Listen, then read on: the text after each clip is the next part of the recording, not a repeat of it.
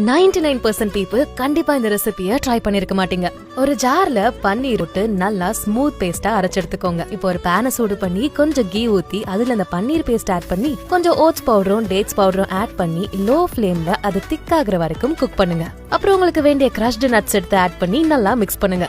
இப்போ இத கொழுக்கட்டை ஷேப்புக்கு ஒரு மோல்டை யூஸ் பண்ணி ஷேப் பண்ணுங்க.